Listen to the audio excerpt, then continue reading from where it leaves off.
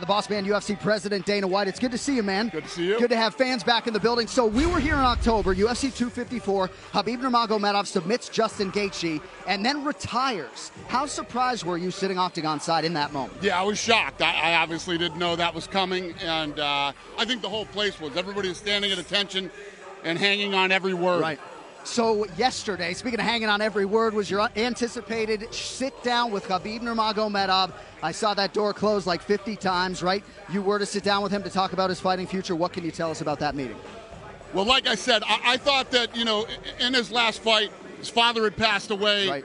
He'd been through a lot, been away from his family during that time, got injured while he was training, and I thought that he made an emotional decision. There was no reason to make a hasty decision like that. Then we didn't have to. I talked to him. I told him to take his time. We would get together later on.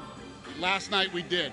And basically, the way that he feels right now is he's accomplished everything he's wanted to, he set out to accomplish.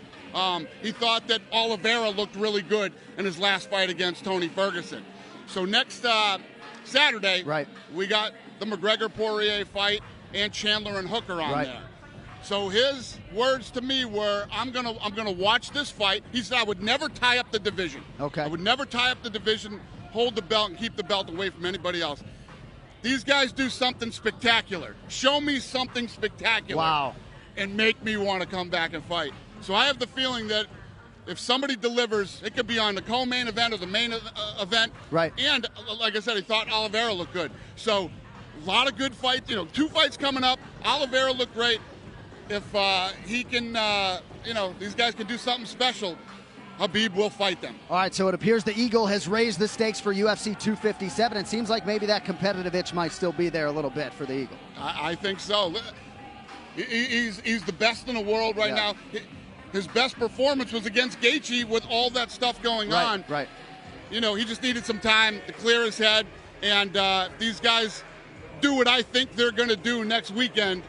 Sounds like he might be interested in fighting one of them. All right, thanks for stopping by and sharing that with us. Enjoy the rest of the show, boss. Thank you. All right, there you have it from Dana White on the fighting future of one Khabib Nurmagomedov. And now we send it over to Brett Okamoto.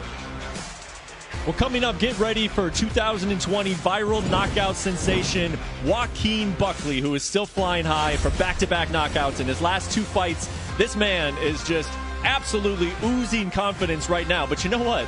Alessio Di Chirico has not looked intimidated at all this fight week. And hey, why not? This man has never been knocked out in his entire MMA career. So if Buckley wants to do it, he's got to be the first. So we've got some fun middleweight action coming up next, and it is right here on ABC.